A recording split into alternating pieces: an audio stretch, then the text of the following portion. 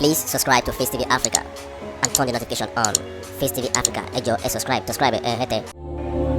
Face TV was Swoby.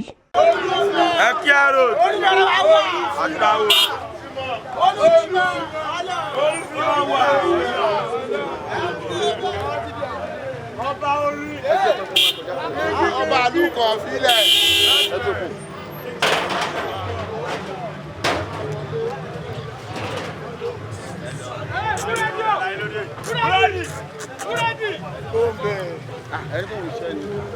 Ini kó má ṣiṣẹ́.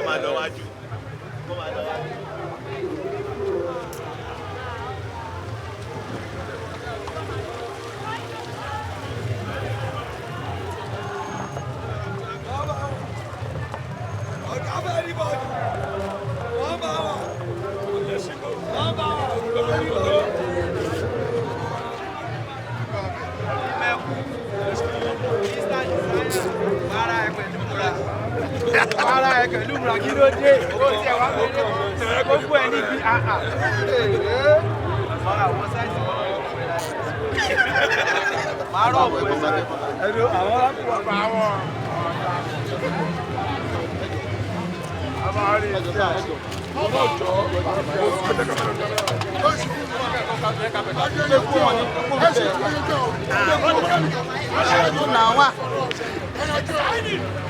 Sátánì wá.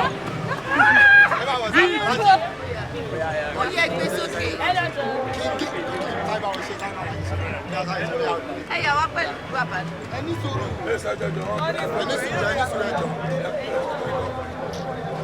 Àwọn tó bí ọlọ́mọ lọ. Òṣùpá o. Ilé. Ọba akọ́nà tí wọ́n wí. Ọba akọ́nà tí wọ́n sọ. Wà pẹ́lú orúkọ pàtó tó kẹ́ o. Wà pẹ́jà mọ́ tó sọ.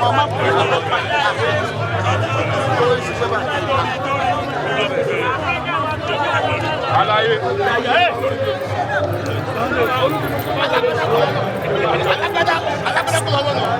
Alágbádá kú. Àbágbà. Ojú ti yá ojú àbá ti dẹ́rù ni. Àbágbà. Ọ̀gá ẹ̀. Ọmọdé mi ní òwe.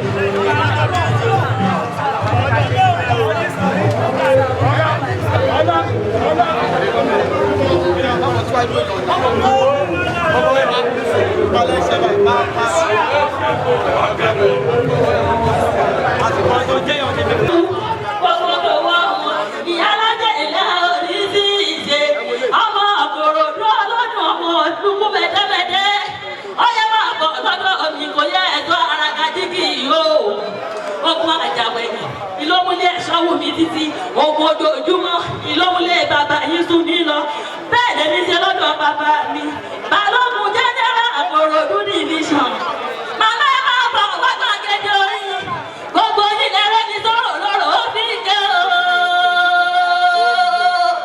náà ní lọ́rọ̀ ó gbòde lọ́wọ́ ọmọ ojú àpèká ògbó lọ́sọ̀ bẹ́ẹ̀ mọ ìyá òbí ọ̀rẹ́ màá balọ̀ mọ́ balọ̀ mọ́ balọ̀ mọ́lẹ́ balọ̀.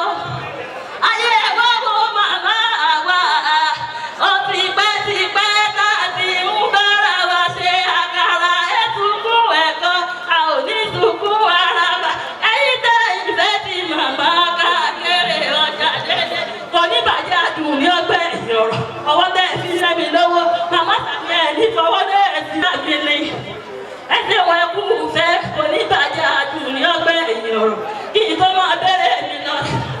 Báyìí náà máa ṣe ẹ̀ṣà mí Ibrahim Shatta báyìí ló máa ṣe a ò ní fi ikú yàrá wa káwá má gbàgbé ọ̀fọ̀ báyìí náà máa ṣe mo fẹ́ máa relé àwọn bàbá mi ìràwọ̀ ní kí wọ́n máa.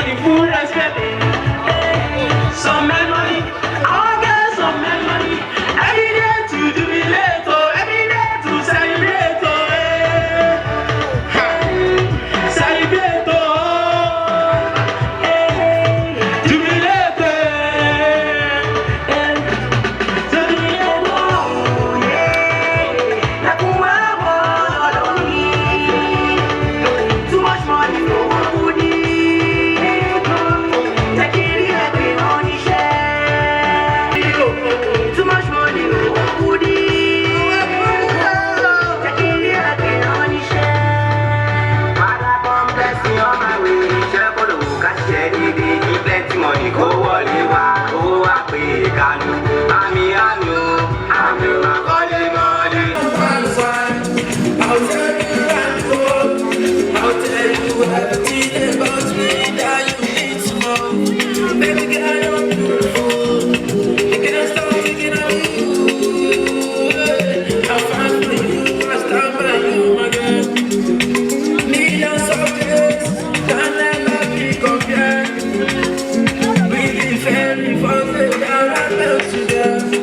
I shall be, I shall be, I shall be, oh, I shall be.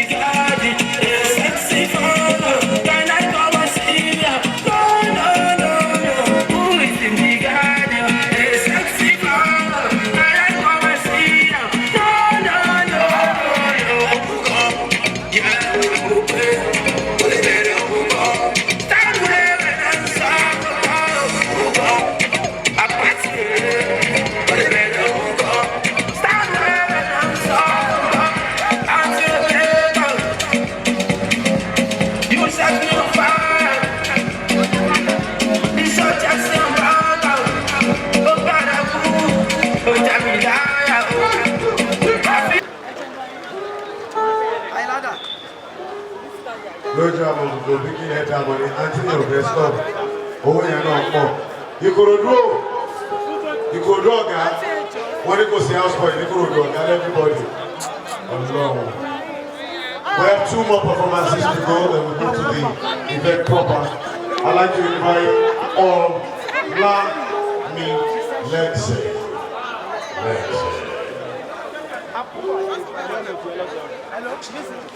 Approach this. Okay.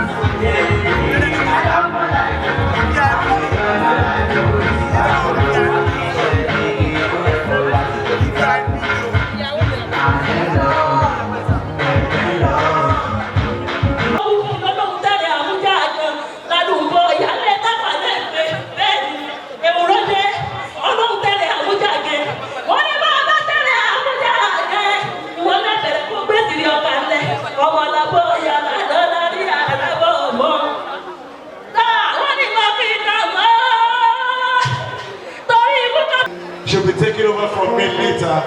Ladies and gentlemen, the beautiful princess in the building. Ushi, Uduma princess.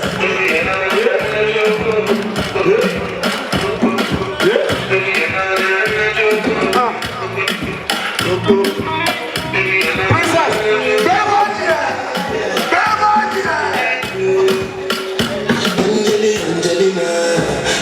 okay, that's come on, thank you. Thank you. And everybody, Please, let's. Bad man is all it is. Oh shit! Come on, dude. I wanna dance with you tonight. Sexy lady, I wanna dance with you tonight. Come on. Sexy lady, I wanna dance with you tonight. Come on. Sexy lady, I wanna dance with you tonight. Sexy lady, oh good. Give for sex, you give for sex, give for sex, give for sex, you give for sex, give for sex, you give.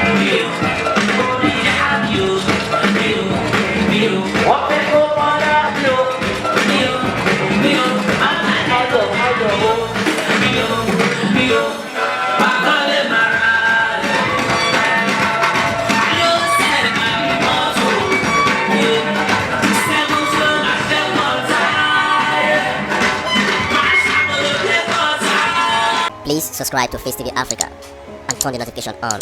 Face TV Africa, ẹ jọ̀ọ́ ẹ subscribe hete. Face TV was Swoby.